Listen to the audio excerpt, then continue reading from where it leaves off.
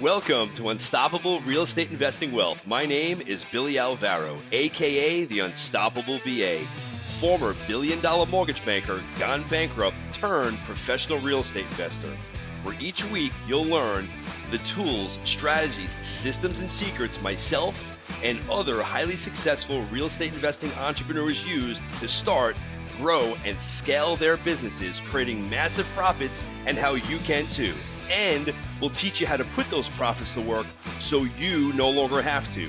Get ready to finally experience financial freedom and generational wealth. Now let's get started. What's going on, everybody? Welcome back to another episode of Unstoppable REI Wealth. I am your host, Billy Alvaro, here to bring the heat, bring another episode. Got a special guest today. They're all special, but this guy stands out because he is an ex-professional basketball player. I'm interviewing today Mr. Art Morrison III. He's going to be bringing in the heat. I want to get into your story, Art. I want to understand how you started, because offline we were speaking. I read your bio. Like, you started cranking in this real estate game pretty damn quick. And from what I understand, you didn't take the traditional route of going down wholesaling. Like, you went one wholesale deal, you flipped right over to flipping, and now you're starting to get into the multifamily. So I'm pretty excited for you to share your story. Welcome aboard, bro. Yeah, thanks for having me. I just want to say I've been on a couple podcasts now. You got the sickest intro. That intro is fire. I was getting hype over here. I'm like, yo, this video is crazy. Thank you, bro. I appreciate that. Yeah, awesome. So listen, so start me off, man. Tell me about you. Like, go back a little bit. I know you were a professional basketball player, and now you're a young guy. You're 32. You're into this real estate game full time. Yeah, exactly. So I got into real estate super passively, like at the end of 2018, and that's when I kind of gave up on playing professionally. I had my youth basketball organization. It wasn't, it's youth basketball, so I wasn't making the kind of money that I just really saw for myself. Right, growing up, I saw NBA. I didn't make it to the NBA. I played in Europe.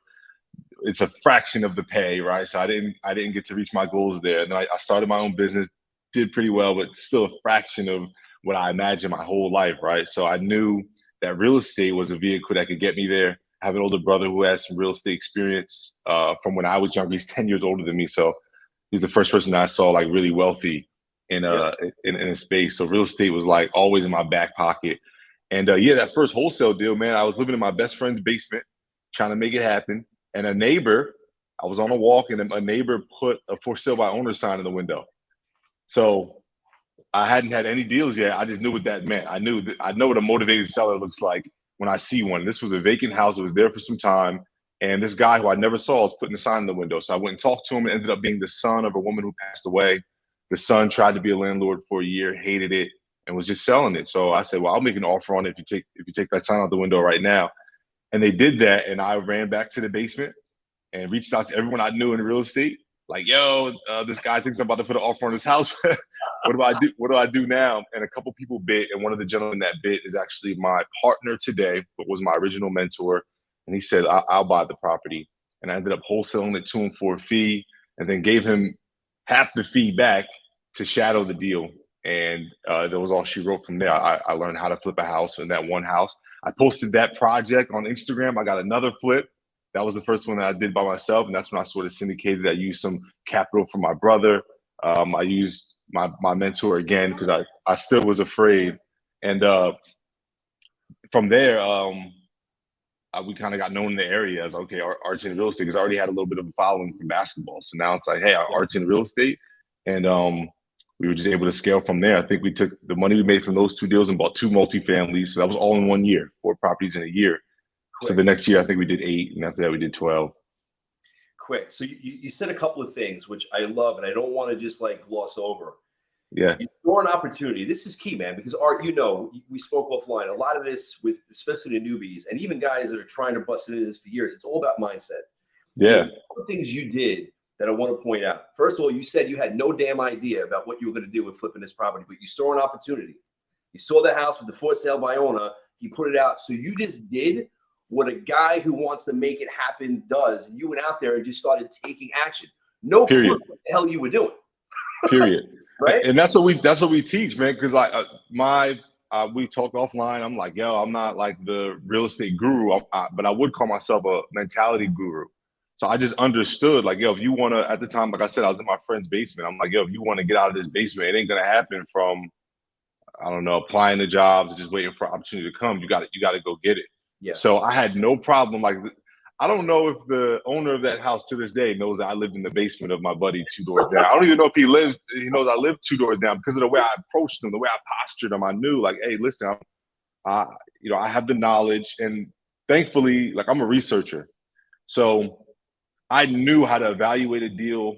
I knew how to find deals. I just wasn't putting it to play. So a little bit of me still wasn't as aggressive as I wanted to be in getting into real estate.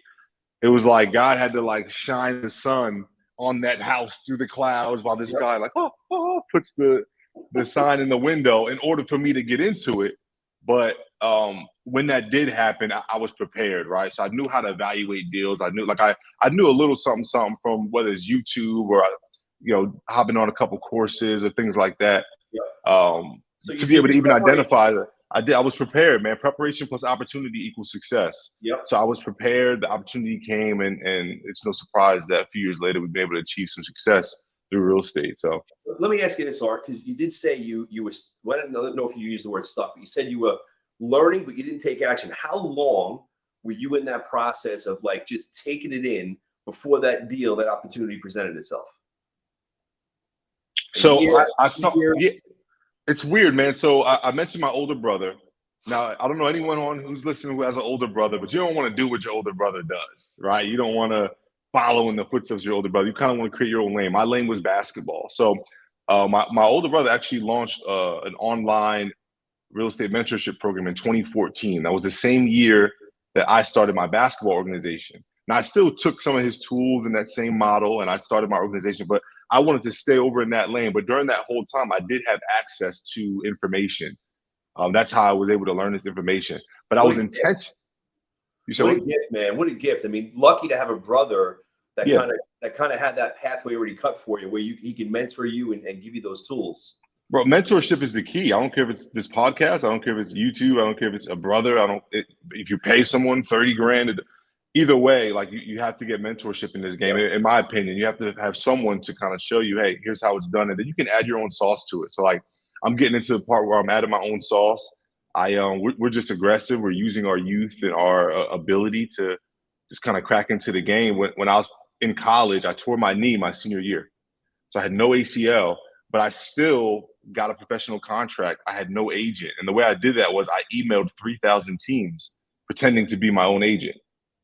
So that you had an alias email, make them believe you was somebody that you weren't to get yourself in. Yeah. So the first, like, 1,500 emails. That's just making shit happen. Yeah, exactly. Just making it happen. I think the second 1,500 emails, I just started saying, like, yo, it's me. Like, but that first 1,500 emails I was sending was like, hey, I want to inform you of this player, Art Morrison, and had my bio and everything. But that same level of aggression is the same as now, like, reaching out to 3,000 motivated sellers, or potentially motivated sellers, people with high equity, vacant properties. Like, it's just that having that machine and that fearlessness.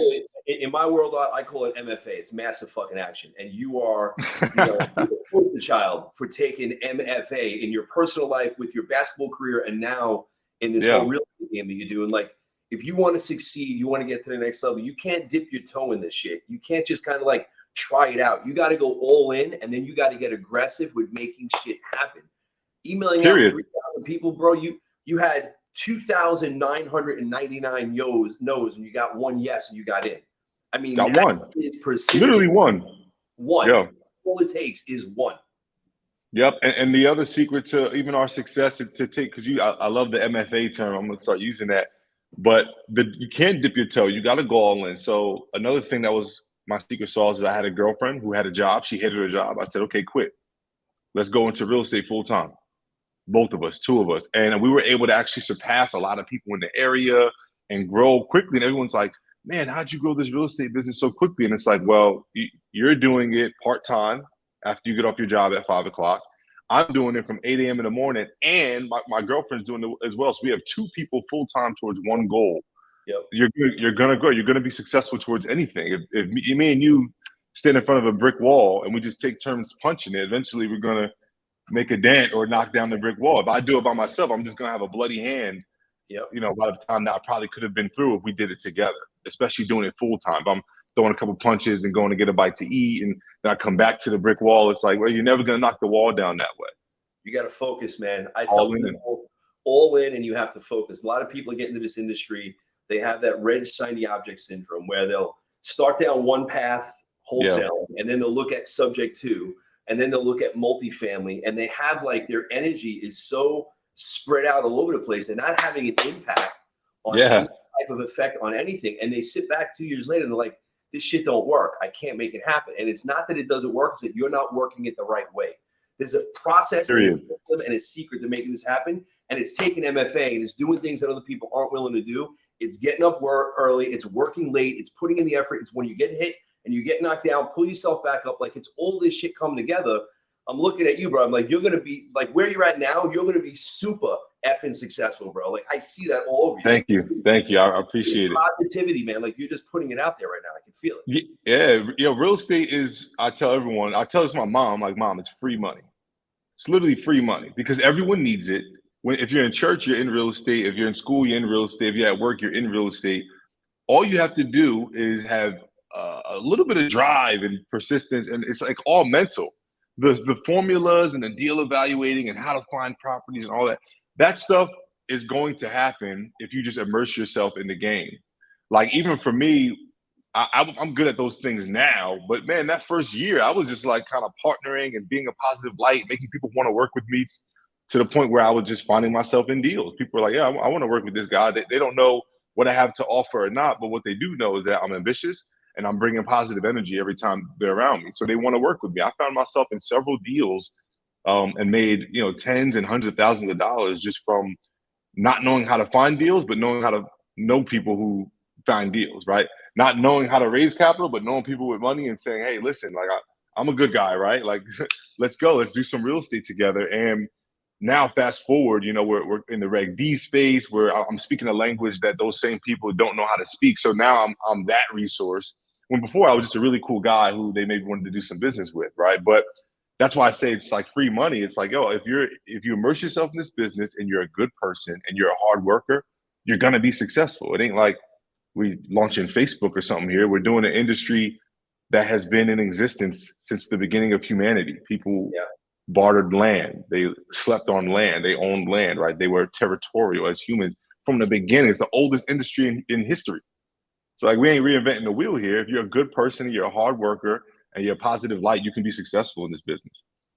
So you did that one wholesale deal, and then you went right over and started in the flipping game? Yeah, exactly. So every dollar that I made, I reinvested it. That's another piece of advice I'd give everybody. Every single dollar I made, whether it was a wholesale fee, flip, whatever, I reinvested it. So I purchased a few multifamilies.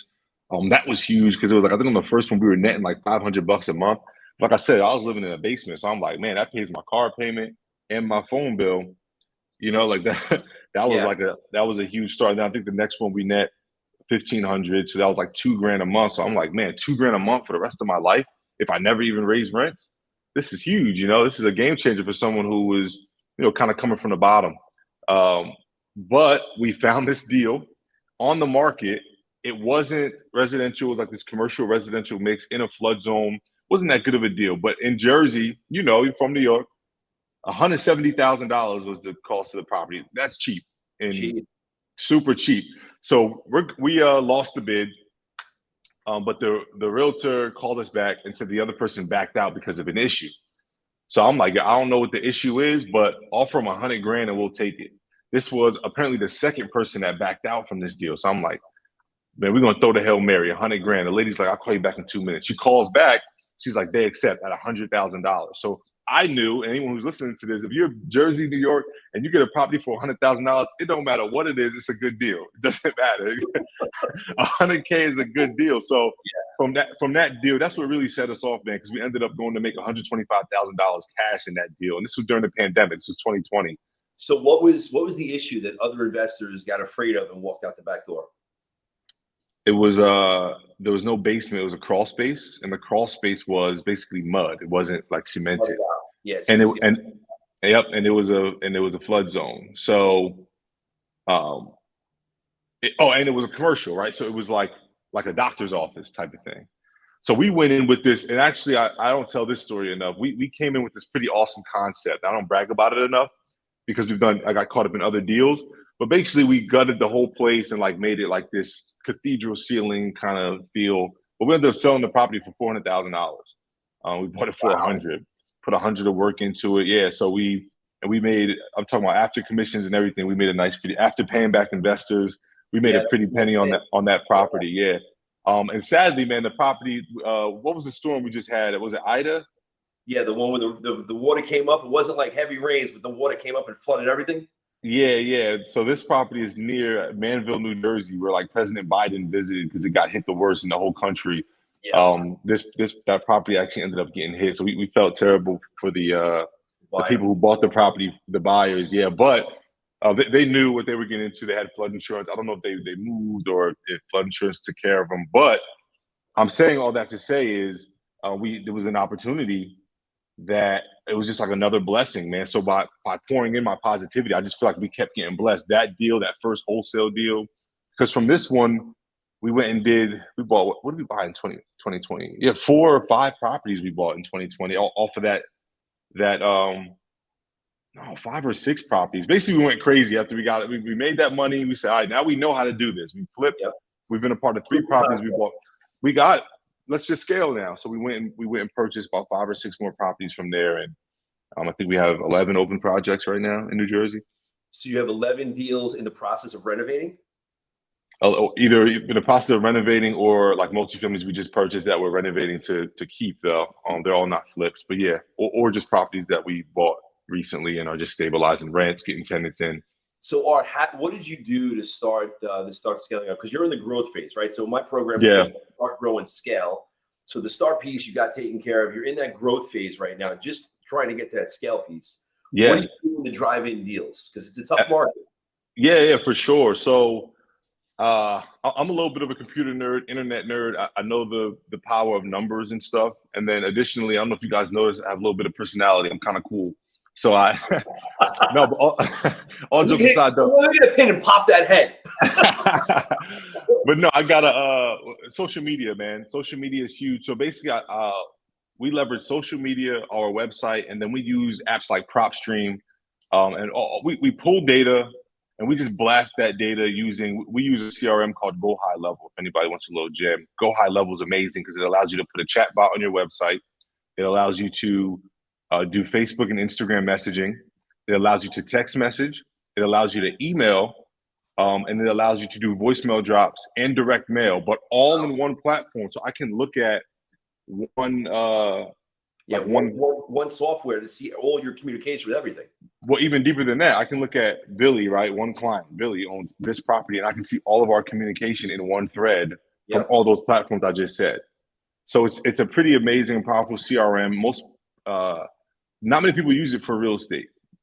I learned it from someone who uses it. It's Go High Level. Go High Level. Yeah, tell them Art sent you, so I get my affiliate money.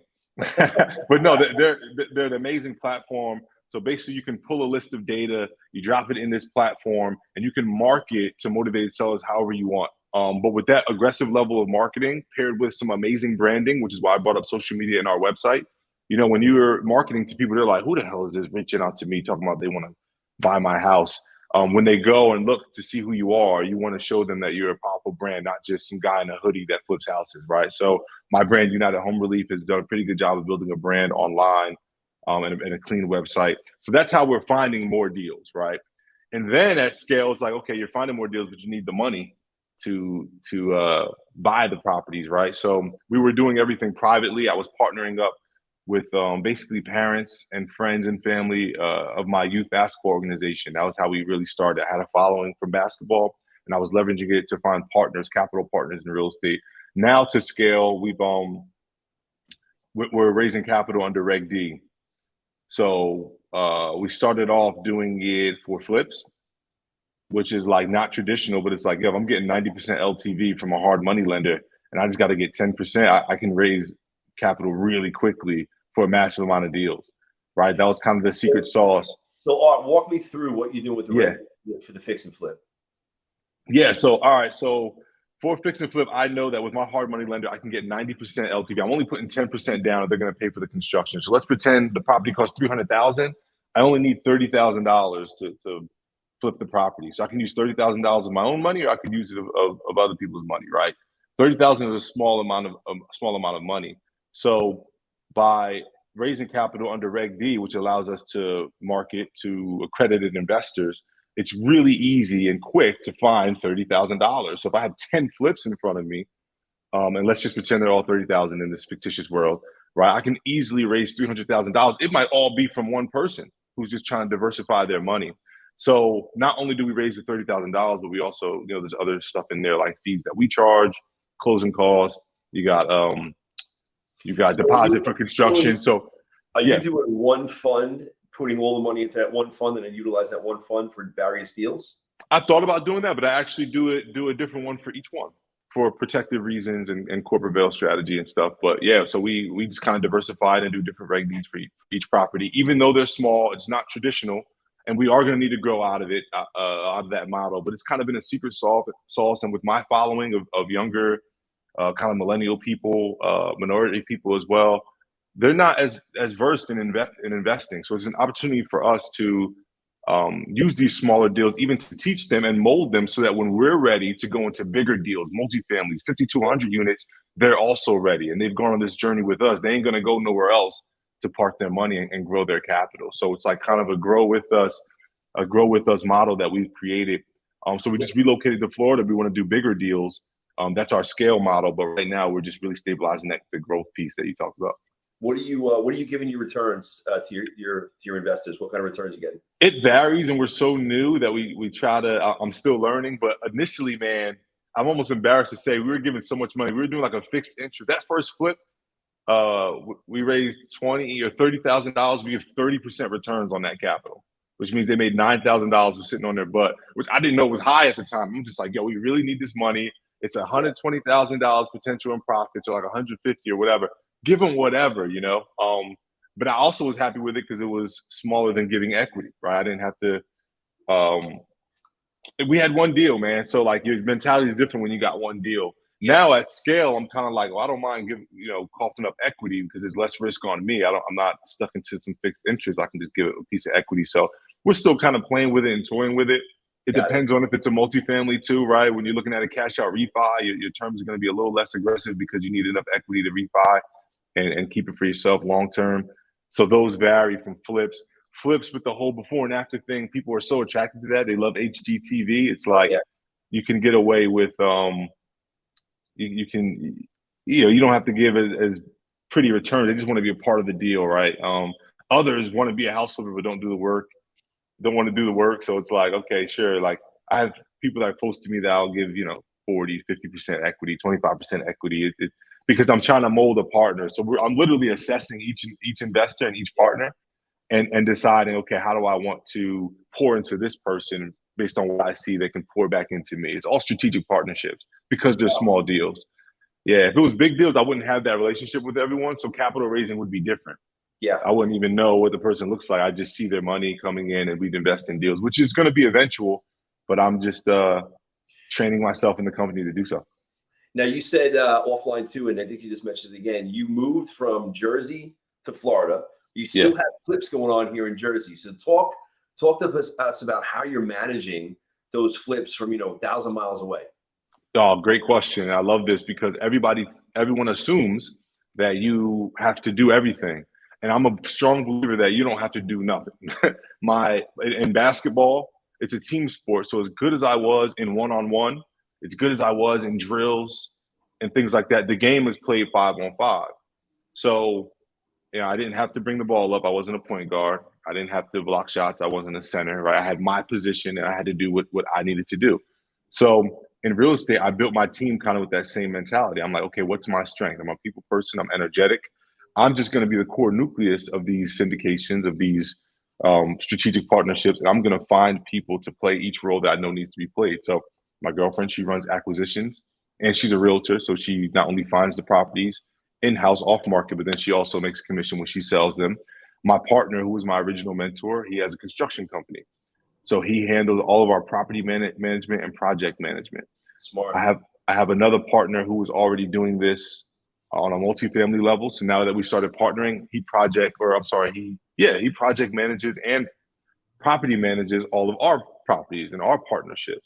So in none of these deals, I literally show up and I can take some pictures, some videos. I make it look really good online so that we get more investors. And I essentially lead the capital raising side. But even there, now I have people that I've hired for investor relations. So I'm not talking directly with any of our investors and partners. I'm sending them to someone who like directly does that. And it puts me in a position of leadership. Yeah, leadership and the expert. Yeah. When you surround yourself, if you're not doing everything, you have a couple of hoops for people to get through to you. They want to get to you even more, right? So you have somebody doing your capital raise now, but they want to talk to Art, but you can't talk to Art first. Like, I got to make sure this is going to be a win-win type relationship. Let me take the application, build that relationship. It's smart, dude, what you're doing. Yeah, absolutely. You're doing it real quick.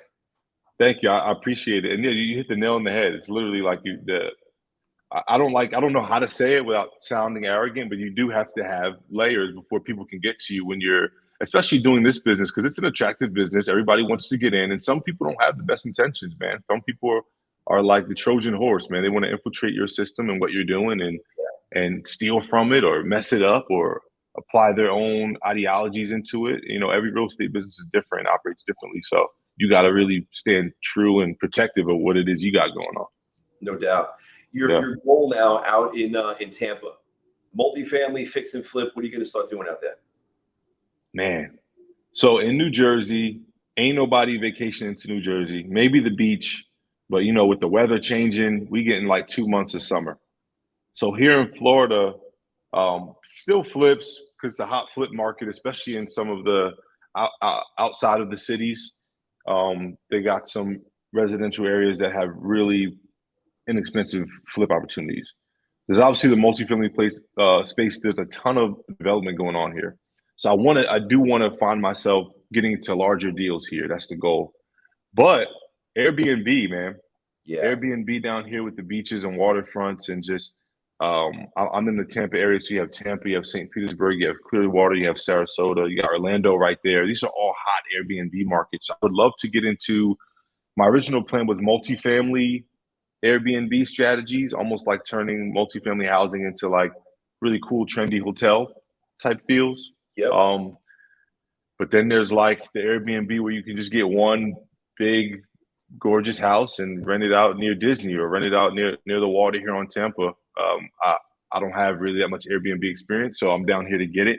And I'm using the sunshine as energy to like keep pushing me forward and learn this new strategy. Like you said, it's about focus. So I'm trying to make sure I'm not like, oh, Airbnb, oh, VRBO, oh, multifamily. So, but we're young, so we're still trying to pinpoint and find out. I'm pretty good at quickly saying, nah, I don't like this model, or yeah, let's do that. But I like the multifamily model. I think Airbnb could be it, but I know it requires more management. So I'll probably do one, and if I hate it, won't do any anymore.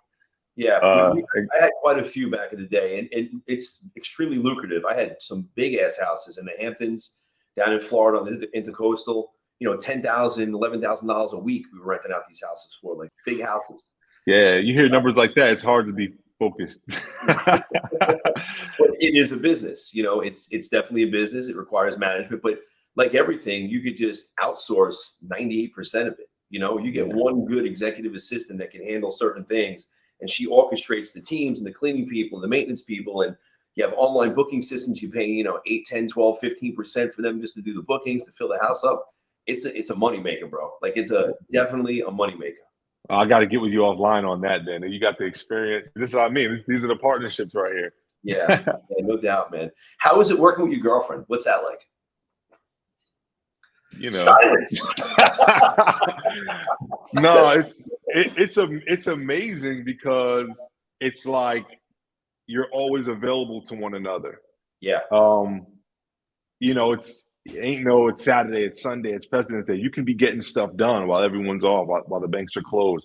Yep. That part is amazing. And then you're keeping all the money in house. You ain't gonna really argue about money if you guys like truly love each other. You know, you just know you're gonna take care of one another with the money you're making. There's been deals where we didn't make as much as we thought we would have on the flip, but she made a nice chunk of change on the commission. So we just kind of understand, hey, let's and vice versa, right? She might have got bumped off the commission because we had to go with a different broker or something, but we made more we got a higher offer. So now that means, so that part is great. The part that stinks is it's like you gotta switch from I'm the CEO of this company to we do date, right? You gotta have your romance, your personal day, you gotta be romantic, and you gotta take days off and all of that. When we went to breakfast yesterday, President's Day, day off, I'm talking about work the whole time. She gave me an earful because she wasn't too happy about that. All I do is talk about work. I'm like asking her work questions, and sometimes she just wants to talk about the dog, So we because myself, my girlfriend, she joined the business about 3 years ago, and you have to like have that line where it's personal time and then business time, and we've come up with like phones away at dinner. We're not on the phone. When we go out to lunch, we won't talk about business. We go to dinner, one night a week, Thursday, we won't talk business at all. It's date night. So, because it was getting to the point where it was 6 a.m, wake up talking until bedtime, 11, 12 o'clock, talking about business. And there was no personal shit, which is grow the business. We're doing this, we're doing that. We both said, look, we got to just like enjoy. That's me. Yeah. We got to enjoy, we got to like build, but at the same time, enjoy life. So that line, and I work from home. So like when I had the business, the pandemic hit, I closed both my businesses. I said, you know what? There's no reason to have it. So that was a whole nother shift. Now I'm home all day long and we're in the same house. So it does, you need some balance, and you need some boundaries as well. That's us now. And I made a promise a few weeks ago. I said, when we hit X amount of dollars, we can have specific date nights and draw a line. But right now, I have a goal to reach, and she agreed. She's like, all right, we got to reach that goal. Because like you said, we're still in the early stages, man. So we're doing well for ourselves. I'm not going to put all my financial business out there. We're doing well. But, you always like 1 or 2 deals away from not doing well when you're early in this game. Like we don't have, so because of that, I'm just like, yo, man, like, babe, we got to work. We got to put our heads down, even if it means we hate each other. Give me 2 months, right? Let's get to this particular dollar amount, and then we can kind of buy our time back once we get a couple of these things done. Do you have an assistant, Art? I do. She's a virtual assistant, though. She's up in New York, actually. Yeah, which is huge too. Just having the assistant. Huge hack, and I thought it was going to be overly expensive and all that. And even when it's not, but it's worth it regardless, man. Because on the real estate side alone, even like when you got 12 houses, 12 projects going, it's like I'm not calling every township to get the zoning. Someone else, that's not the best use of my time as a CEO. I'm not going to drop permits. I'm not like, no. We need to put a barrier here, because at that scale, I'm going to be spending all day in the business instead of working on the business. Yep. And as an entrepreneur, as a CEO of your real estate company, you can't get stuck in the business. I was going to my properties every day, man. Yeah. And that ain't that if you're at the property looking at what the people are doing. And that's when I started really getting intention about building my team. Like, okay, you're the project manager. Here's your incentives. Here's your whatever, our agreement. And let me just stop micromanaging you and let you do what you do. You're the assistant. Here are your roles. When the phone rings, you got it. Because I'll be on the phone all day and at the properties all day. Then when am I raising capital? When am I finding new deals? Yep. Right. So listen, systematizing your business, sending out the processes, and having the right people is key. It takes a long time, though. When I started this business out in 2009, it took me a solid 4 or 5 years of heavy, I'm talking 15, 16-hour days, wall to wall, structuring it. And now I'd say the last 5, 6 years, if I work 10, 15 hours a week in this business, it's a lot. Like, I don't have to work. That's amazing. I got my team structured, sales manager, operations, CFO, acquisitions, lead. Like Wednesdays from 9 o'clock until 12 o'clock, I have a full meeting. I hit every department. I hit my rehab department. I hit my finance department, my lead manager's department, operations, sales. I see a whole thing. I get a little app on my phone. I get daily updates just to scroll. But if I didn't want to grow, right now I could just sit back and chill. But I'm a growth guy. I always like to do something. So now it's almost on autopilot. I still need one more hire, which is a COO. Once I get that person in, I'm basically out. I'm out from running it. My 10 to 15 hours a week is going to go down to maybe 2 hours, and then my full-time process is going to go building on the commercial side, the apartments. I've been dabbling with that. I got like 80-something units now. I want to get that up to 5,000 units. That's the goal over the next. That is amazing. That's amazing, man. That's what I'm trying to get. And we've been, it's just about being intentional. The It last is. year, the minute I saw when we hit that, I told the story. So the minute we scaled and did like 4 or 5 properties in a half a year, it was like between July and December, we bought. I keep saying 4 or 5. We bought 6 houses in 6 months, Wow. and that was when I said, okay, like we have to be intentional about creating a process because every purchase shouldn't be anxiety of like, okay, wait, what's next? Okay, what do we need to do? It Right. needs to be documented. Someone else needs to be put in place. We need to know. And we're kind of there a little bit. It slowed us down a second. And some people aren't willing to do that, to slow That's the down. key. That's the key. You have to Yeah. slow down in order to speed up. And Yeah. entrepreneurs in our business, in any business, they don't want to take the time to step back because deals will not happen. Stuff is going to fall through the cracks. But if you don't take the time to structure what you're doing, write it down, then hand it off to a VA to put it into a structure flow, a process map, you're going to be doing the work all the time. And if you then hire somebody without having that information, they're going to fuck things up because they're not going to do it your way. They're going to do it their way. And so it's key. You want to grow, you want to scale, you want to start, you got to do the grind. You want to grow, you have to start figuring out the systems and the process. You want to scale, you got to put that all together in your organizations. You can take off and then go to the beach, do whatever the hell you want to do in life. Precisely. That part. Yeah. What he said. I love it, man. Amazing. So let me ask you this. Young guy comes to you, you're 32, young guy comes to you, 16, 17, 18 years old, says, Art, look, I see what you're doing on the internet. I'm watching how you're growing. What kind of advice could you give me as a 17-year-old kid to get on this path, to start exceeding in life, to really excel and do something in life? What would you tell him? Pick something. Doesn't matter what it is. And it doesn't mean you can't change it later. But pick something, go all in on it. And by all in, it doesn't always mean, I know we talk about going through a brick wall and all that, but going through a brick wall can be stupid sometimes, right? You want to develop a skill. You don't have to punch the brick wall with your forehead or with your fist.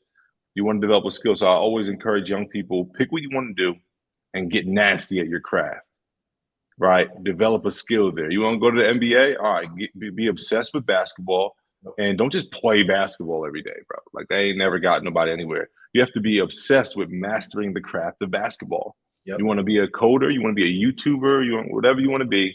I ain't gonna tell you what to be, but you got to get nasty and master your craft. So like when I first started in real estate, I was doing the youth basketball organization.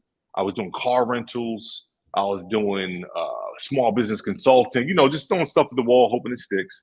And I realized I was hurting myself because I was a man of many trades and a master of none. The minute I decided to master the trade of real estate and really dive into like everything you just broke down with your org chart and how your business is organized, some of the stuff I was speaking to earlier with SEC compliance, right? When I really started to get into like what the big dogs are learning and what they understand and not just what the little guys who flip houses understand, when I wanted to master my craft, be the Michael Jordan of my craft, the Jay-Z of my craft, right? When I wanted to, that was when like everything started to change. So I was 29, 30 when that happened. It was 2020. So I couldn't imagine a 17-year-old, right, with that ambition, that energy, that metabolism. Like, hey, I want to do this, and nothing's stopping me from doing it. When I was younger, it was basketball, and I reached my goal in basketball. I wanted to play professionally. I did. I didn't make it to the NBA, but I was able to play overseas. So I know the power of it. We all have that superpower too. I guess it's just called determination, persistence, all of that, balled in one. It's like, but desire, I just say it's focus. It's everything. Focus. It's desire. Like you really, I like how you said that you have to get obsessed with something, and you going in and becoming a professional basketball player is exactly that. You focused in and became obsessed with understanding the game of basketball, and you played your ass off. You practiced every day, I'm sure, multiple times a day, hours upon hours a day. You don't get there by just doing it half-assed, by dipping your toe in, by working out a few minutes a day or a half hour a day, man. You got to go all in. And you got to ask everybody. I say, yo, who do you know obsessed with something that's not good at it? Like, just really think hard. People who are obsessed with drinking are good. They drink more than the average.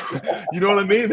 They can outdrink you. Like that's people who are obsessed with something, not just really like it, but people who are obsessed with something are good at it. You ever see a kid a 4-year-old or something that's obsessed with drawing, it'd be like, they're drawing, bro. They're drawing better than me because they're obsessed with it. People who are obsessed with things often grow that skill and talent. So if you can be intentional and control that obsession, target that obsession, you could be successful somewhere. It doesn't matter what it is. I love it, bro. How do people get in touch with you online? Yeah, Art Morrison III on Instagram, at Art Morrison III. And it's funny, you emphasize the third. I always emphasize the third because when I was younger, my dad obviously was a junior. He passed away now, but growing up, he struggled with drug addiction. He was in and out of prison. And my mom used to get on me about not putting the third because she didn't want my name confused with his in the system, whether it was checking out a library book, whether it was getting a job. She never wanted his record to come up with my name. So I got intentional about the third. So now I'm just really passionate about the third because my dad is no longer here. So I have to carry that name on. So I'm obsessed with the third. Quick short story. But anyway, Art Morrison III, as in the third, on Instagram. If you go to www.artmorrisonthird.com, artmorrisonii.com, that's my website. Everything you need to know is in those two places. It'll tell you about my real estate business, tell you about my youth basketball organization, tell you about my book, Overcome, The Key to Unlocking Your Superhuman. It talks about everything that this whole episode was about. I did some research, right? You got the tat on it? Yeah. Overcome. It's huge. There's a lot about where your mindset is. That's it, man. It's all mentality. This whole episode is almost about mindset and mentality. I emphasize that so heavy in real estate. Like, it's numbers and it's what softwares and that stuff's going to come, man. And you yourself, you can tell you're a beast and you can tell the type of energy you come with. Like I said, I've been on several different podcasts and, I don't want to talk about other podcasts, but you bring the energy that's bring the heat, baby. Bring the heat. The heat. That's what he talks about. So, that heat right there will make you a lot of money in real estate. No that doubt. Heat right there gets you success in anything, but in life. It opens up doors, it makes connections, it makes shit happen. It's just the energy it's all energy, man. Yeah. Let me ask you a question. You ever read the book Celestine Prophecy? I have. I read that book 28 years ago. Wow. It was intense. Like, I'm all about mindset books and reading about things and energy and law of attraction, like everything. This one I'm reading now, I've been reading this for the second time, the Master Key System. And this one, like, they make you read the same chapter every day for a week. So this book is going to take me literally like 3 months. I have to read every chapter for a week because you have to let it absorb in your head. Then you have to do exercises afterwards. But anything with the mind to get yourself to the next level. Master Key by Charles Hannell. Great book. Wow. So why did you bring that book up, Celestine Prophecy? This is all about energy, and it's very similar to the law of attraction. I just like Celestine Prophecy because it puts it kind of in a story type of way and gives you different scenarios of how you can read and feel energy. And throughout my real estate journey, it's kind of been the story of the whole journey, man, from going on a walk and my neighbor putting a sign in the window to a realtor, coming back to us with a deal that made us $100-something thousand to then it all just flowed so perfectly. It was like, man, I know I'm right where I'm supposed to be. You're destined for greatness, Art. Honestly, I'm not saying it to blow smoke up your ass. I could see it. Like, it's going to be fun to follow you over the next 5, 10, 15, 20 years. You're going to be going places, brother. I can see it. I appreciate it. We gotta do more episodes. We gotta get a consistent every quarter. I'm on this show every quarter. Good. I hope you do it, man. I want to get some updates. Yeah, I'm gonna. This is your Instagram, Unstoppable BA. Yep, Unstoppable BA. Yep, Unstoppable BA. I'm on there. I'm on LinkedIn, Facebook, the whole 9 yards. I got your cell phone. I text you, so stay in touch. All right. And when I come down to Tampa, we'll hook up. I'm gonna be going down with my girl. We'll go out to dinner. Meet you and the girls. Amazing. All right, cool. I'm going to shoot you a text after this. Thank you so much for having me. I appreciate it. Thanks for coming on, Art. No problem. Peace out. Take care, bro. Yep.